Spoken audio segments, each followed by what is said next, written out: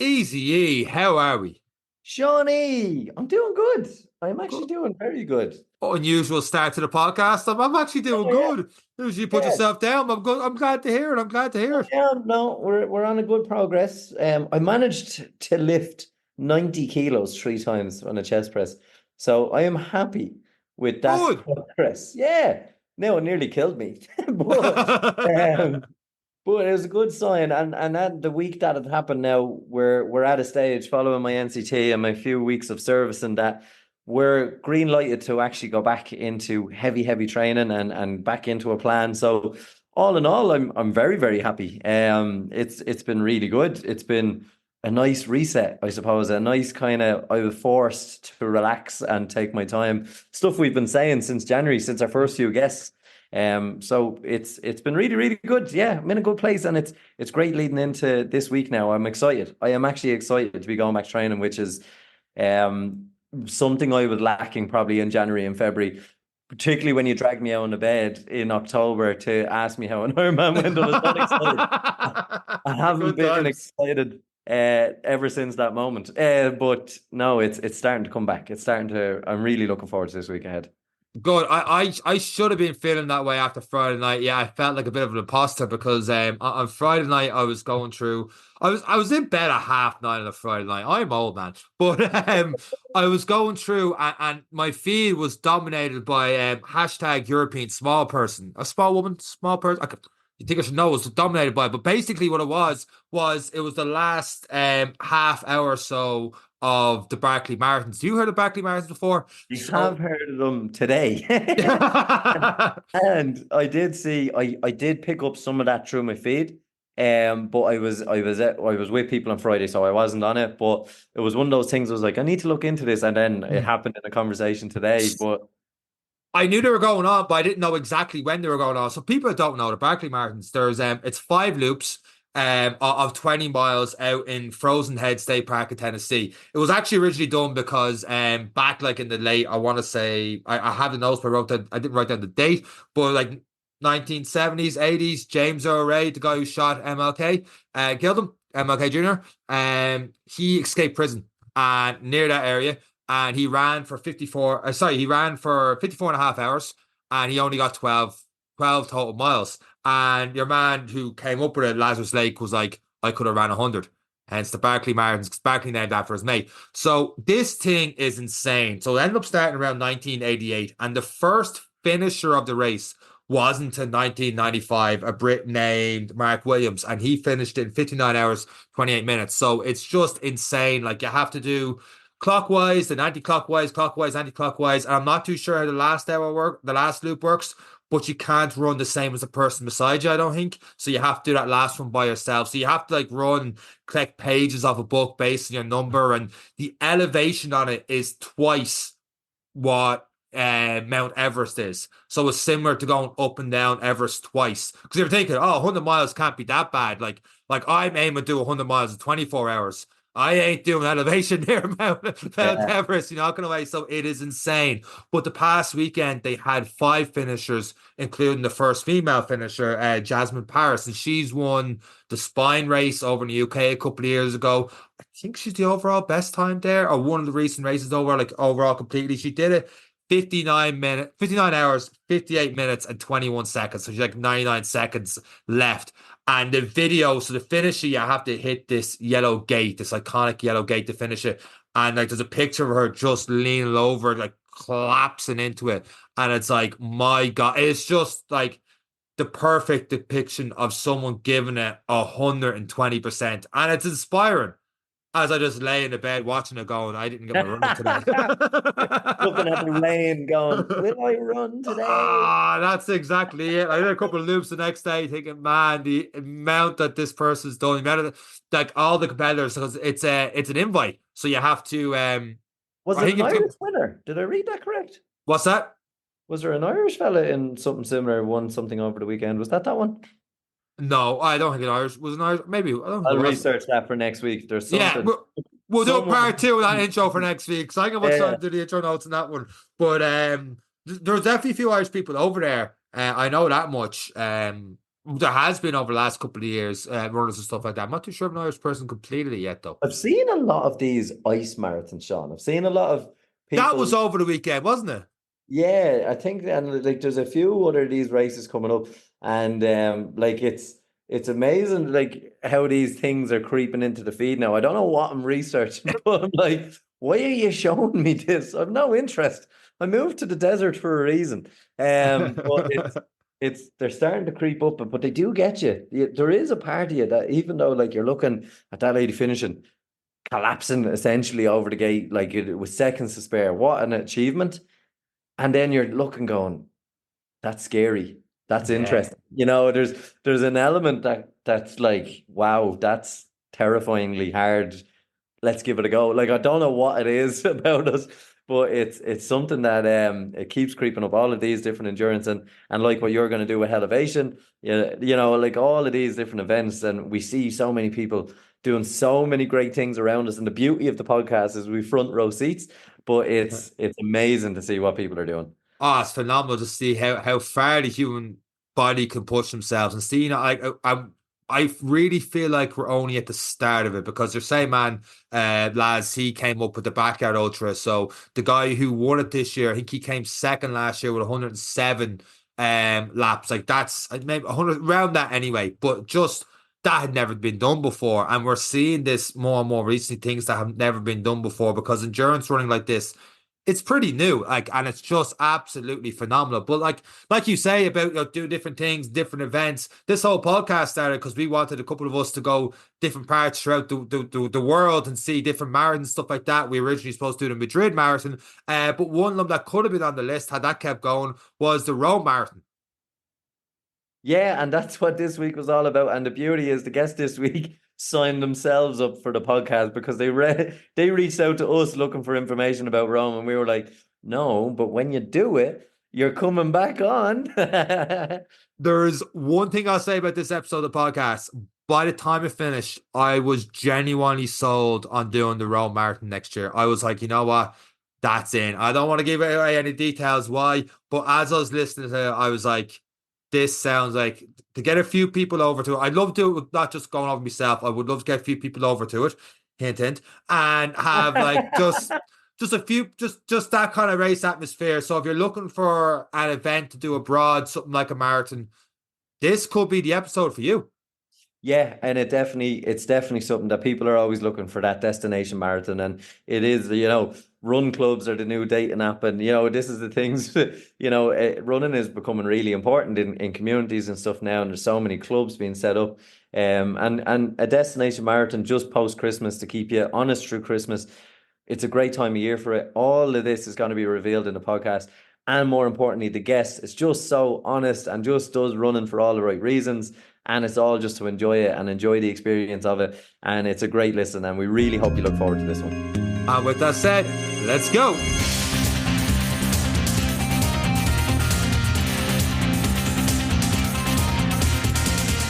So this coming up Thursday, there is a lottery for the New York Marathon, and I'm in that. I'm more than likely not going to get in.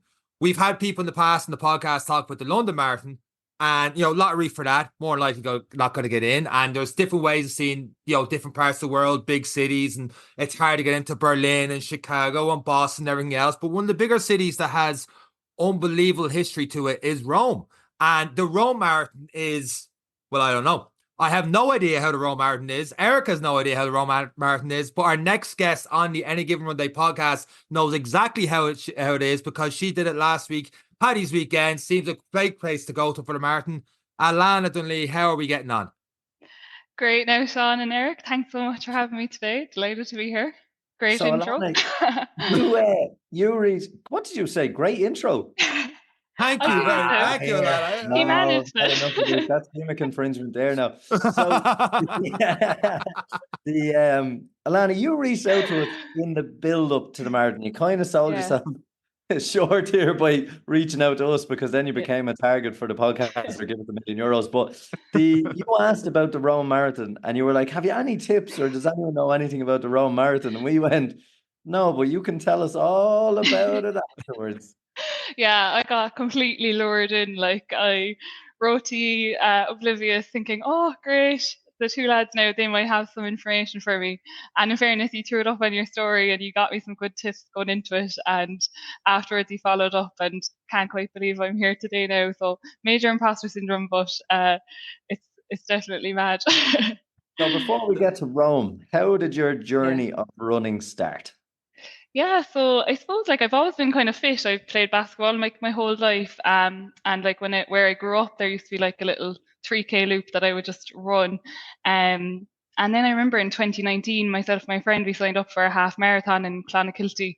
Um, and we loved that. But like I remember finishing that, and my first thing was like, geez, like I'd never do a full. Like it's so hard. But a full was like always on my bucket list. Like it's something I was like, one day I will do a full marathon. And then my sister was training for Paris last year.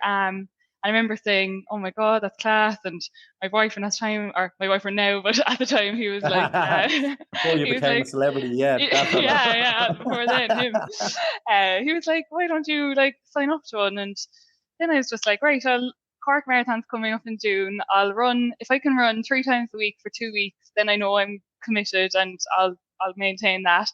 And within like 1 week, I'd signed up to Cork, ran Cork, and like 5 days later, I think I got like a transfer place for Dublin, like one of those like refund lottery windows. Got that place, and before I'd even ran Dublin, then I'd signed up to Rome. So like, there's catching the bug, and then there's running 3 marathons in 10 months.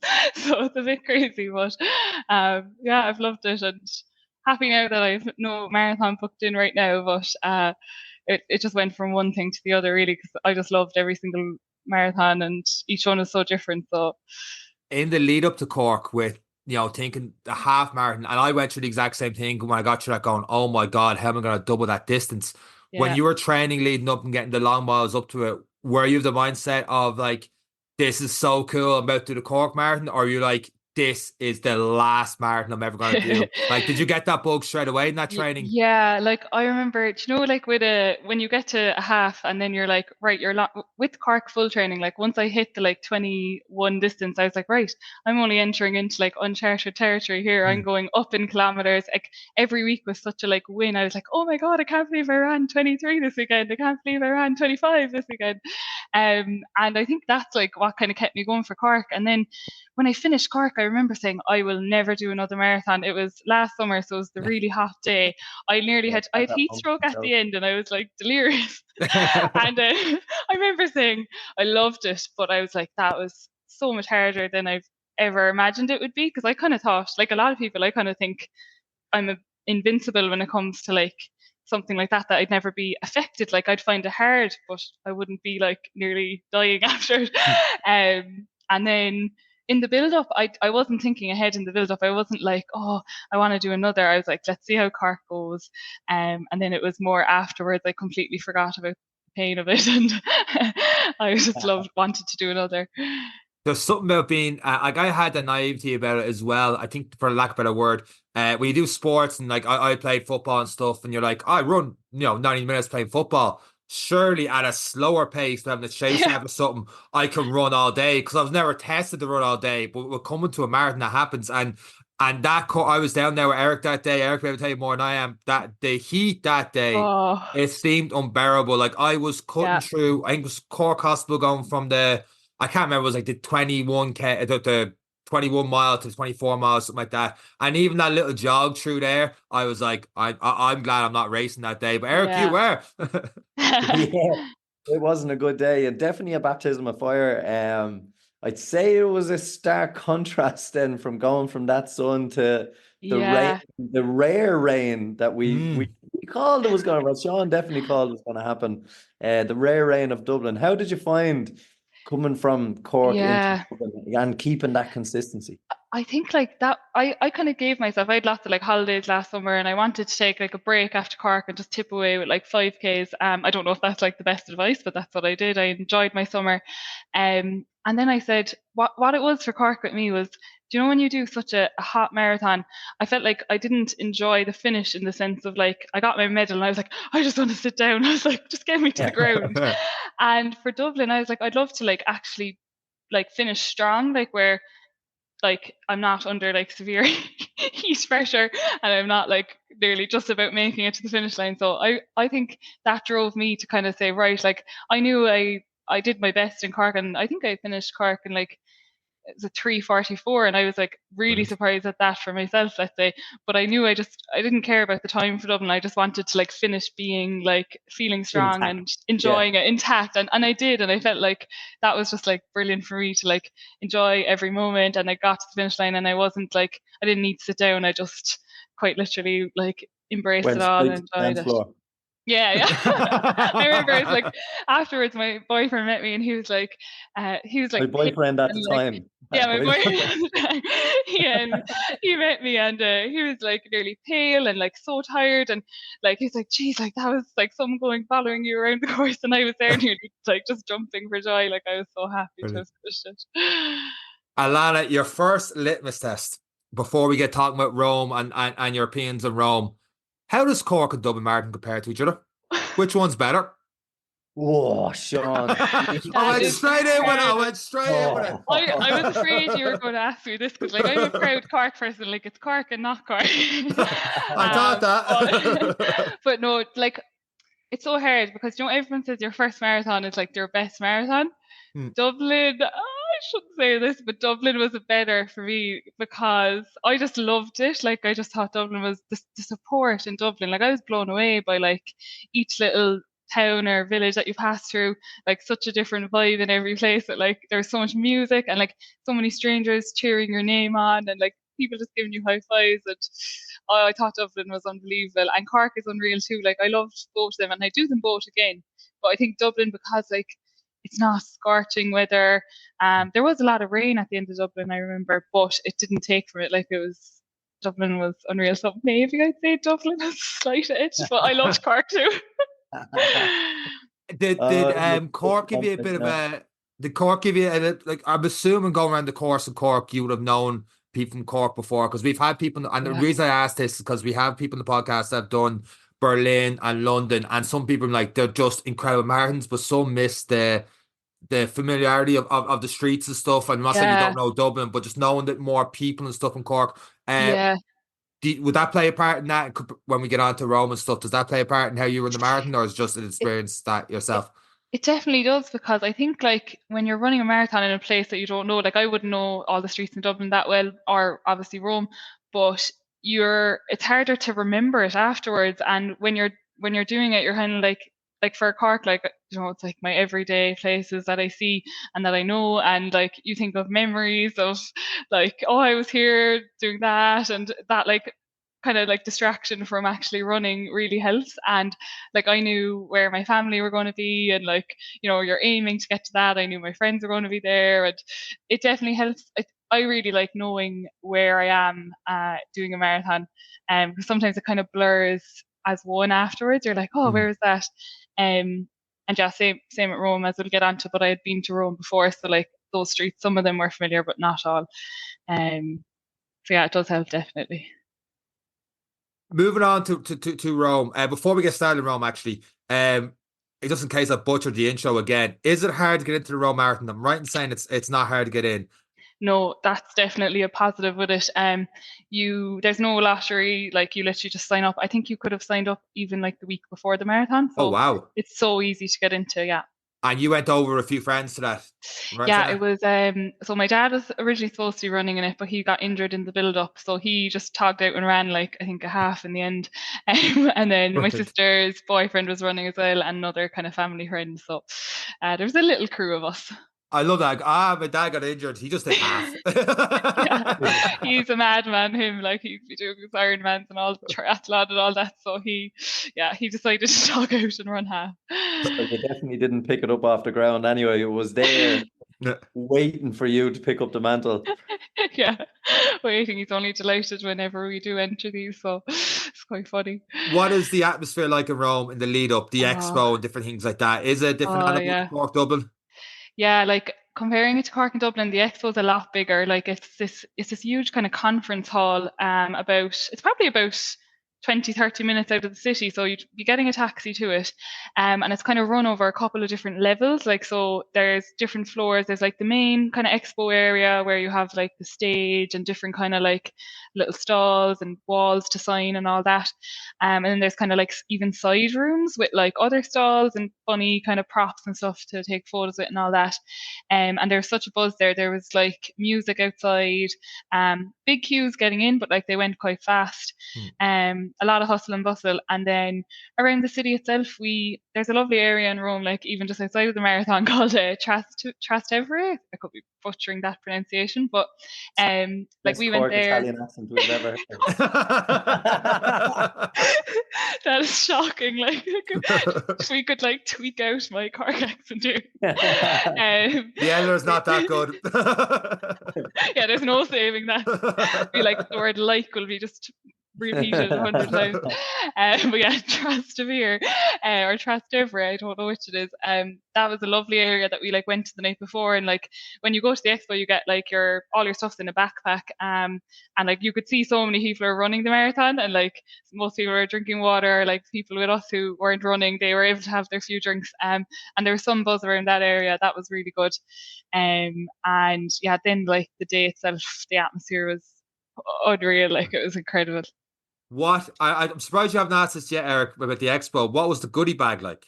Yeah, I was thinking of that. So goodie bag. So do you know in like Cork you got like a paper bag, in Dublin you got a plastic duffel kind of bag, in Rome you get a backpack. Like, it's really impressive, I thought. And wow. Like it's a full on. Yeah, like it's good value for money that way. Like, it's a lovely navy backpack, and that's what you use for your bag deposit. And in that we got couple of gels, we got like toe protectors, blister plasters, like washing detergent for sports gear, protein drink, a couple of little bits. I thought it was really good. And there was a good few freebies at the event as well, like a snood kind of bandana thing. I think we actually got dog treats. I don't know, so random, but there's some random stuff. Yeah. Dogs can run a marathon next. Well, that sounds a hell of a lot better than the 2 cans of Carlsberg Zero that sat in my fridge for years after a Dublin marathon. Yeah, or Cork was like flax seeds and lint balls or something like that. Cork and Dublin, take note. Yeah, take note.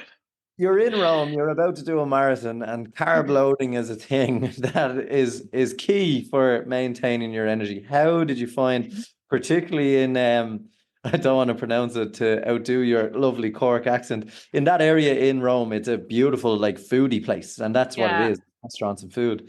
How did you find, one, controlling yourself the night before, or did you control yourself with the food in Rome?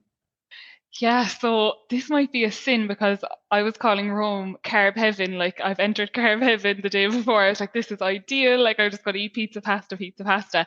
I actually think I didn't eat enough because I think I was like kind of nearly distracted from like the expo, and like me and my sister lives in Rome, actually, I should say that. So we like went out for coffee that morning, and their breakfasts are very like croissants and kind of pastries. So like if you do, I think I brought bagels with me, so I think I had a bagel as well. And then at the expo, like you could end up spending a bit like long at the expo where you might delay eating. So I think that happened to me. So like bring snacks if you are going again, or just be aware. Well, most people probably would. And then there was like little food vans as well there at the expo, so that was really handy because I remember I needed food at that point. And then that night had pasta. I would say like I was in carb heaven, but I don't think I ate enough carbs. It's just so bad. Forgot to take advantage of it. But look, it's one of those lessons as well for you and for those who are listening of going to something abroad, and it's reminding yourself through all the excitement that there's still a job to be done. You still have to make sure you're taking on the fuel. 100%. Really good. So the day of the race itself, talk us through the preparation. Did you forget anything? I didn't. I forgot sun cream, but I wasn't anticipating the temperatures that were there in the end. No, I think I brought everything. I would probably tell people to bring porridge with them if they eat porridge before, because we got like the last bag of porridge in the shop that was local to my sister's. But yeah, didn't forget anything. I had everything, and the morning went really smoothly. Like I remember waking up feeling not even nervous. I was just excited. Ate my breakfast, got ready. Myself and Calvin, my sister's boyfriend, we got to the start line, no bother. There is a bit of, like, I suppose, depending where you're staying, there's different ways that you can get to the start line. But for anyone going, there's like a metro line that will take you pretty much one stop away from the start line area. So it's about a 15-minute walk from there. Or if you're just staying in the city centre of Rome, you can't really go too far wrong. You'll be within walking distance. But yeah, sun cream. Looking back, I'm like, I probably should have had sun cream because I have like really funny tan lines now. And the start line itself, it's the Colosseum, isn't it? Yeah, so they changed the route this year. I think last year it was like you ran away from the Colosseum, I think, but you started around there. And oh my God, you run towards the Colosseum and you finish running towards the Colosseum. Like you run fully around it. Wow. It was definitely one of the best things I've ever experienced. Like just like the start line itself was incredible. So there was like live saxophone player. There was like this big kind of corporate box with all like politicians and stuff, and then like up on the top there was like saxophone player like playing such good tunes, and like I had goosebumps. Like I was like, this is unbelievable, and I actually had like tears in my eyes because like I was like, I can't believe I'm here. And like starting off, they like blow out kind of like streamers, is that what you call it, or confetti? And Viva La Vida was playing by Coldplay, and you were just running towards the Colosseum with that playing, and like it was just surreal is the only word. And I don't think I'll ever have a start line experience like that. There's no wave starts and nothing. It's just everyone starts the same time and away you go. There are wave starts. Oh, okay. There's 4 different starts. Actually, there's a wheelchair user start first, and then 5 minutes after that is wave A, and then 4 waves 5 minutes apart. And that's based on your previous marathon time. So, funnily enough, I was in the first wave, and that was at 8:30, and then each wave. So, there was kind of like a what you'd call a pre-start area or like a transfer area, and then the start line area. And they left each wave go into the start line area as they were like due to start. So everyone else got held back until you were able to go in. So it's definitely a bit chaotic at the transfer kind of start area side, because it's like, is it like 18,000 people run it, and like everyone's in one. So it's not like Dublin where you have different streets being used to hold the different waves. It's like everyone in the one area, narrow enough street. So yeah. There's a double rep listening going, that's something we do better. yeah. Check. Yeah, I will say like it's probably just due to the street that they use in Rome, but yeah, for Dublin, it's definitely, yeah, you know, it's like Mary Square ain't got nothing on the Coliseum. No, like. no, it doesn't. And it's funny because, like, I said to my family afterwards, I was like, I felt like a gladiator going off to war. Because, like, you were kind of just being held, and then, like, there's all these people in the box waiting down at you, and it was so funny. But the start, like, I will say, the start was so fast, like, faster than any start I've been on. Like, I would say you can take in the Colosseum, but you can't because you need to watch where you're going. There was people fell in the first like 500 meters, I think, and the pacer fell. So watch your feet, watch your footing, and yeah, like it is quick. Like I was surprised. Is that because how fast is that, or how you're mostly bunched up, or? I think it's a narrow enough road for the. It's not that narrow either when you think of a road as a road, but it was fast. I don't know, was it because I was in the first wave and like people are probably naturally a bit faster in that wave, but I haven't experienced a start as fast as that before.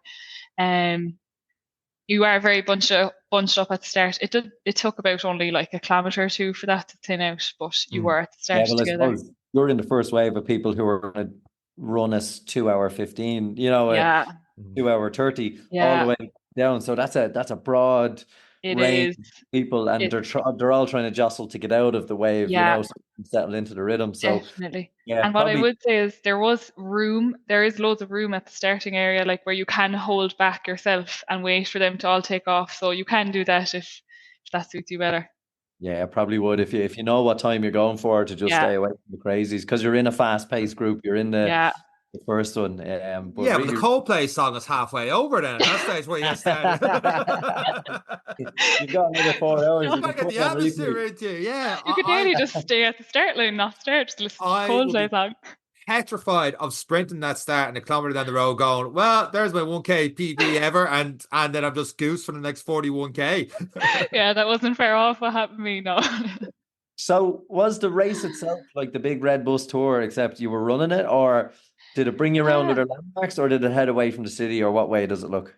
Yeah, like the route itself is incredible. Like it's just like iconic. Like it's so like I say it's bit of both. Like you do pass through a lot of tourist points, and you also go on to like the outskirts of the city. Joe, it's like any other marathon in some parts where you're just running by residential areas, rivers, bridges, the works.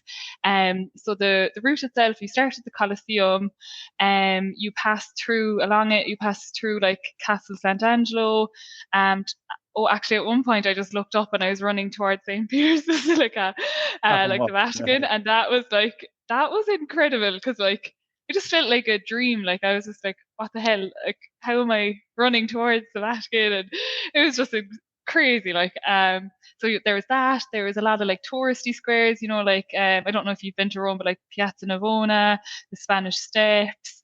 What else was there? There was the Olympic Village. We kind of like that was nearly the furthest point out that you go to. That's very quiet. It's not touristy at all, but it's kind of a completely different side of Rome, like that I had never seen before. So I thought that was really cool.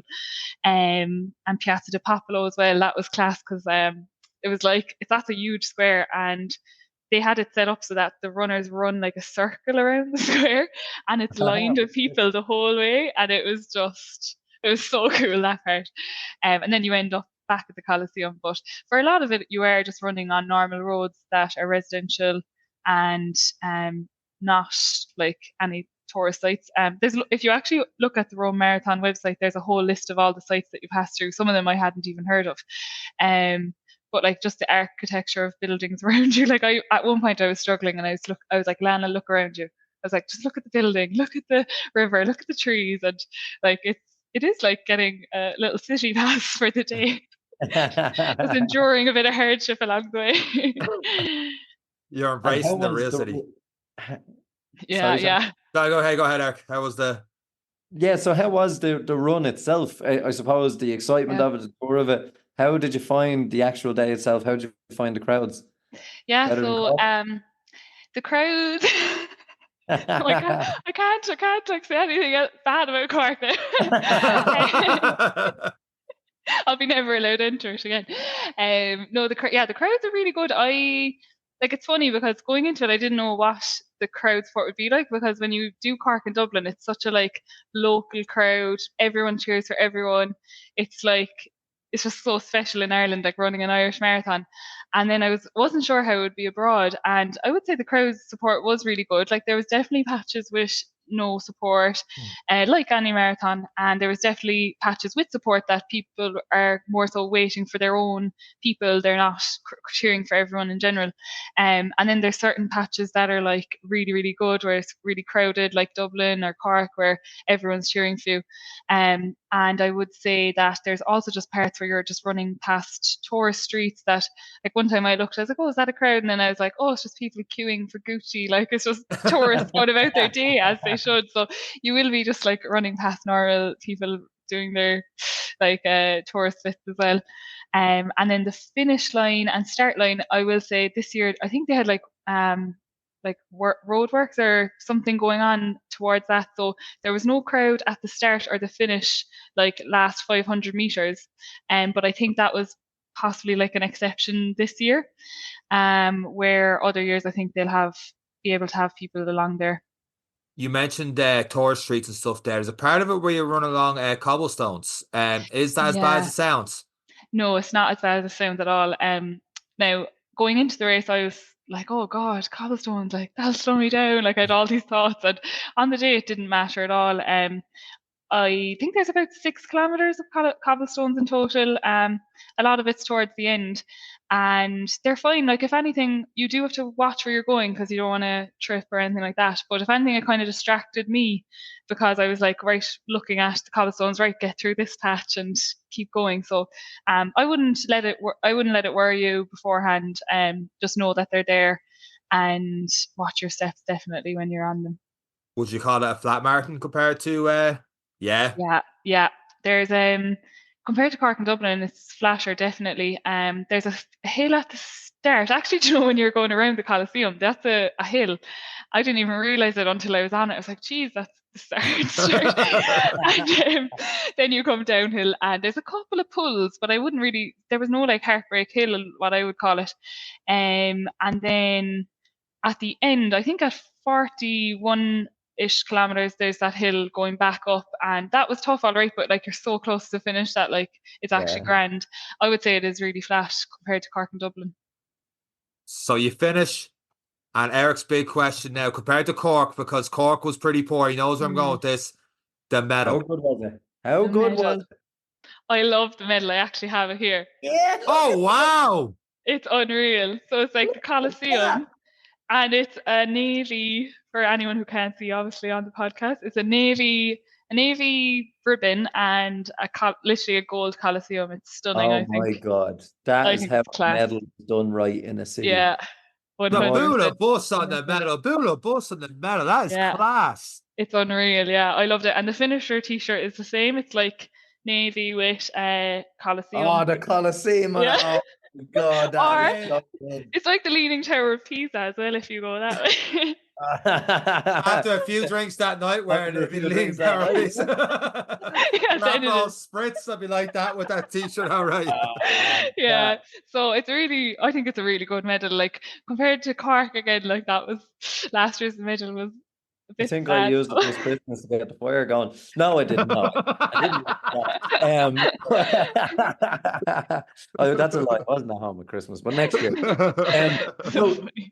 But that is how a city marathon takes advantage of where it is and what it means to people, and what people look for in it. Yeah, I think they got the branding like spot on. Like even starting and finishing at the Colosseum, and then the medals all about the Colosseum. Like it's. They've done it right, and they've done it well. This has been a couple of thousand years in the making, but it's fine. But overall, then, when you we can talk about your race in detail, but this is, I suppose, the beauty of this is to give the next person like you who wants to do Rome an insight into what they're looking at. When you cross the finish line, what's it like finishing in Rome? What's the after? I was so happy finishing. Like when you finish, you're in that kind of what was the pre-start area, and it's like then the finisher area. And I just remember finishing, and I was just so happy with myself. Like I was just thrilled to finish and to have finished where I wasn't like dying either. Because I forgot, I don't know if I said that, but the heat on the day was really, really hot that day. I don't think it was really planned to be, but it was. So when you finish, like there was medical stations, there was, you get your medal, you get your there was actually massages. People were queuing up for massages, and you get some food. And then there's the bag deposit lorries. If you dropped a bag, they're all along that road as well. And then you can't actually directly get your family at that point. You have to continue on out of the finisher area, and then there's a square there, Piazza Venezia, and it's like this gorgeous square with like big buildings, and all your family will be there then. So it could be hard to get your family in the sense of there's so much people around, but it was grand for me anyway. In the end, we found everyone easily enough. And then afterwards, like it's really good. Like you've just obviously got so many pubs, restaurants to go to. It was Paddy's Day as well, so there was like Irish pubs and in Rome, which were really good. And we just went to a restaurant nearby and got a bit of food and had a drink. And yeah, like if you want to go out and stay out, there was like a marathon party that night. I think that's the event organised. We didn't go to that now, but that's there. And yeah, like you've every option really. Like you can. Was it hard getting to pubs and restaurants? Like Dublin was pretty hard afterwards. Yeah. The long walk, stuff like that, they found hard getting in. It was the same in Rome? It actually wasn't. Now, we did go first to an Irish pub, and we couldn't get in there. And then we went to just a restaurant, like literally really near the finisher area, and we got in no problem and got a table. So it was actually okay. Like I think there's so many options that you can keep going, and you'll find somewhere that'll take you.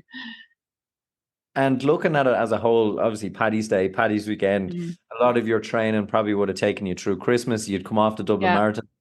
how did you find having a Rome marathon? So Paddy's Yeah. weekend, 12 weeks into the year. How did you find having that Mhm. as a goal for your year ahead?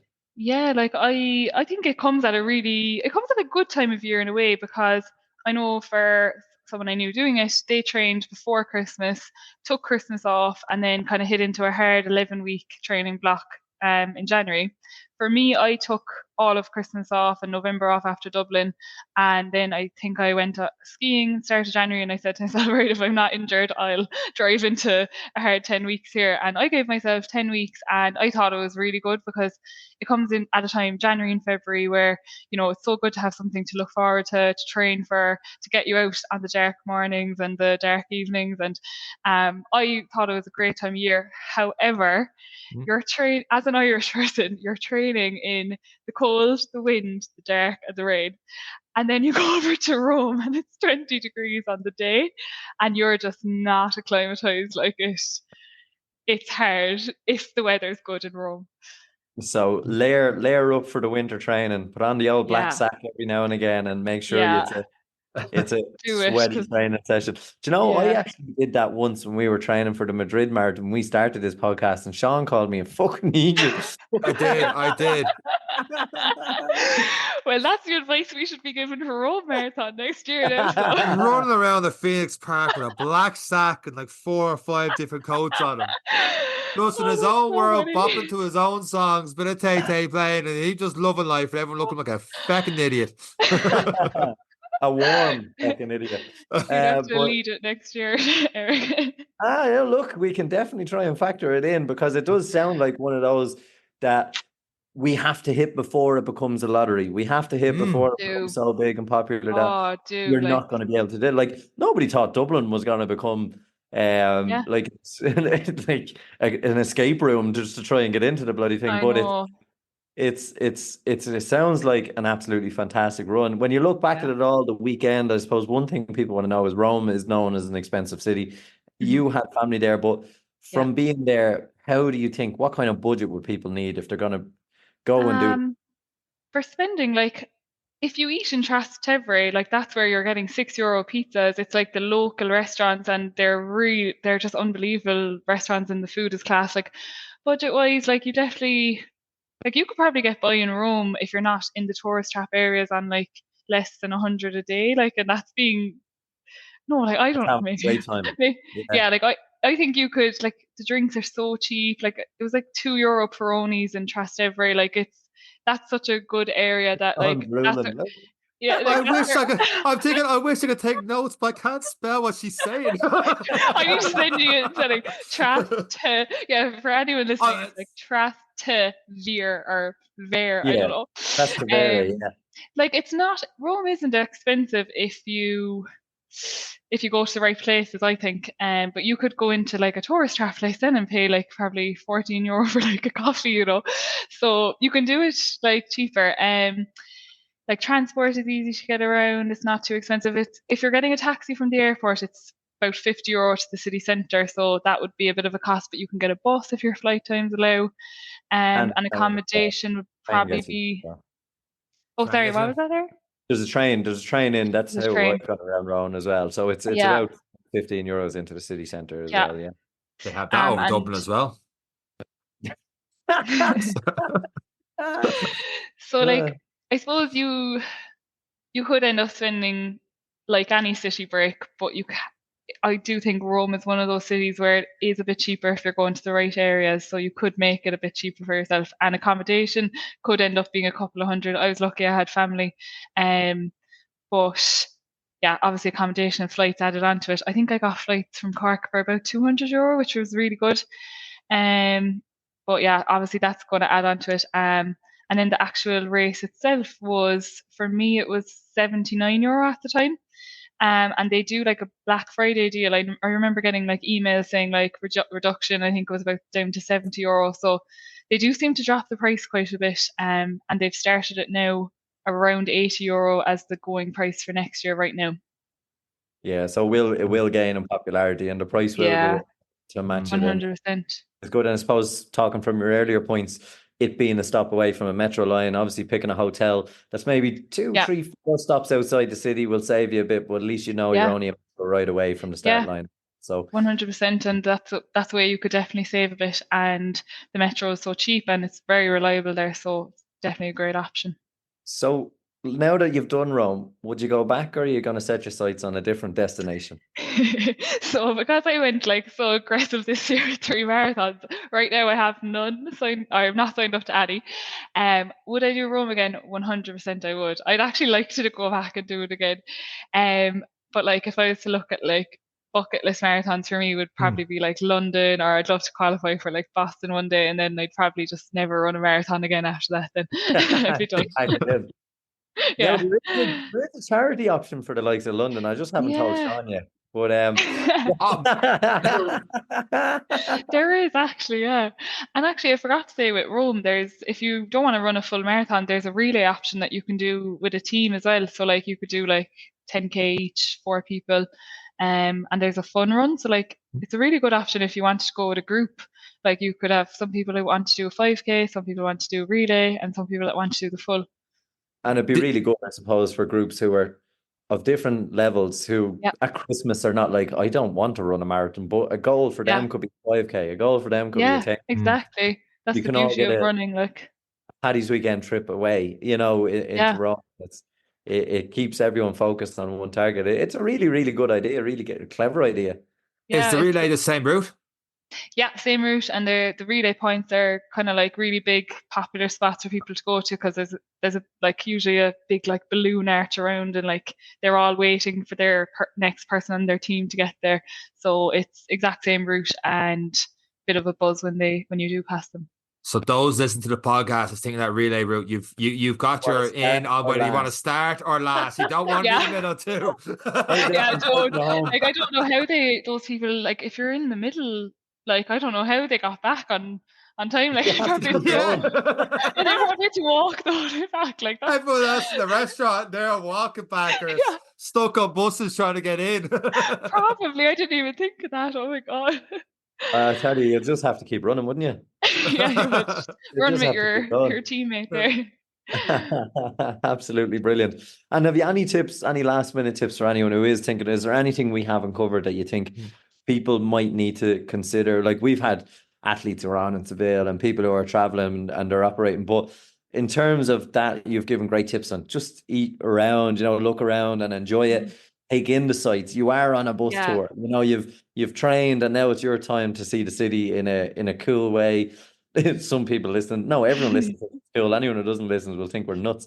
Any other last minute tips for people who are looking to do something like this? Because 3 marathons in 10 months is a substantial amount of running, and you've gone from 0 to that in a year.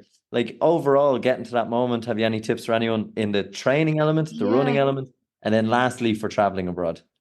Yeah, so I suppose like when it comes to training, I just think be consistent and keep getting out there every week. And if you're tired, if you're having a day where you don't feel like getting out there, I think the best thing to do is don't go on the days where your body's just tired. Like, if you're like, I need a day off, like take that day off and go out the next day instead. And just being consistent, I think, will get you through it on the day. Because like I know for me, when I was running, it was the first marathon I did where I kind of struggled from early on, where I was like, my body is just not in it today, even though going into it I was as fit as I was for Dublin. It's just on the day it was different for me. And I think actually like going out in the wind and rain in Ireland, going on those lonely long runs, like they help you get through on the day because you're used to it. You're used to pushing through the hard parts, and on the day, that's what gets you through. And for me, I think I remember about like 10K and just being like, Lana, like let go of a time expectation here, just enjoy it. And that's what I did. Like I started looking around me. I started thinking of all my family. I knew where everyone was going to be. It was Paddy's Day, so there was Irish people, so many Irish people running it, so many Irish people in the crowd. And that all really got me through it. I would say because it was a bit hotter as well. Something actually that was really good about this marathon was there was sponge stations. So like cold water in sponges at about like definitely over 10 times across the route. and I took a sponge at every station. It was the best thing ever. And they had loads of Unbelievable. Shove it water. down your top on your neck. Yeah, like just literally Yeah. squeezing it everywhere. It was brilliant. They were really, really good, and I would say take them. If it's hotter on the day, like obviously you're going to a European city, so it could get hotter, like I experienced. So take on extra salts if you're someone like me who sweats, and take water when you can. And I would just say, like for me, something I did during this marathon was I actually just stopped at the water stations and walked a couple of steps because I knew myself I was kind of struggling, and that just really helped me. And just try and enjoy it, like, is the best advice I could give. Don't set yourself a time expectation unless that's something you really want. And just look around you and try and be present, because it's such a class city to run in that you won't be disappointed. And that's great advice. And that whole being present in it is something we probably take for granted, when we were doing them. I know in Portugal, I can tell you where the hills were. I can't tell you what happened around them. I couldn't tell you what Yeah. I didn't care. Yeah, that's so true. But I suppose, and that's normal as well, because like you could be just going through it in that point. You just want to get through it. You just want to finish that. Like, it's hard to look around and take it in. Like, I struggled at times during it to actually care that the Colosseum was in front of me. But what a place, what a feeling. And what a place by the sounds of it, and something that's definitely well worth doing. Sean is looking a little bit jealous. I think I have sorted out my Paddy's Day next year. See, I grew up on the wrong side of the bar, I'm not used to having Paddy's Days off and stuff. So the last couple of years I haven't done, I don't do the parade kind of thing. This year I was away, but I wasn't near any parades or pubs or anything like that. So it was just a normal. It was just like, I've got an extra day off now, today and the next day. But this. I'm very interested in this. So I was thinking this or Barcelona, because Barcelona was on roughly around the same time. But the way it's Paddy's Day, you've got the day offs and stuff around it. It's a bank holiday as well. That's so true. Like, if I know this year it fell so perfectly that like you actually had the Monday off, the race was the Sunday, it was Paddy's Day. It won't always fall like that, but like even just to stay there for Paddy's weekend, like there was some buzz in all the pubs, and like probably better than Ireland. That's it. I think the best thing, it just seems like different places. I know we're getting off topic, but the different places around the world, you see like Chicago has like the rivers of green and stuff like that. Yeah. Other places does Paddy's Day a lot better than us. We just go straight to the pub and that's it. But next year will fall on a Tuesday, which means you've got the whole weekend in Rome. You've got the bank. It'll fall on Tuesday. No, it'll fall on Monday. I think it'll fall on Monday. On Monday, because it's Sunday, because it's only 1 year, because it's not leap year. Yeah, so it'll fall on Monday. So you really only need to take a Tuesday off for traveling, and you're back in Wednesday. So it's a 1 day off. You get a full weekend away. I've talked myself into this. The better half doesn't know it yet, but she's going to Rome next year. She loves her Aperol spritz and stuff like that. I've seen you finish too many other times, so she'll be just there.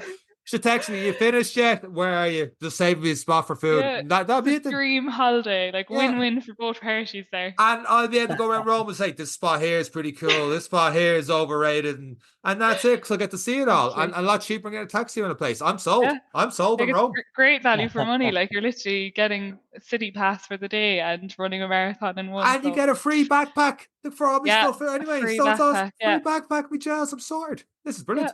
Right, Sean. Great medal as well. Sold. Alanna, we can't thank you enough for coming on, and we could go through that run and we could talk about every corner, but I suppose what we're trying to give everyone is the essence of what it's like in Rome, and it is a historic run. It is a run around the city, like, with so much history, so much to see, and so much you can do, and like you said, with a great group. But we are so delighted it went well for you. We're looking forward to seeing what you pick next. You may end up in Rome with us again. Well, you'll be back with Sean next year by the sounds of it. But we can't thank you enough for coming on and sharing your story. I know you started listening to the podcast a year ago before Cork, and now you're on the podcast telling everyone about what Rome is. So who knows? Anyone listening, you might be on it next. You might get roped in if you ask them two lads for advice. Or give us €1 million. That's the way the game goes. But Alanna, we can't thank you enough for your time. We really appreciate you coming on. And so many people will appreciate the tips as they look for something to do for Paddy's again next year and a race away that keeps them training through the winter times. But thank you so much for your time and coming on. Oh, thanks so much, lads. Really enjoyed it. So thanks for having me on. And that's it for myself, Alanna, and Eric.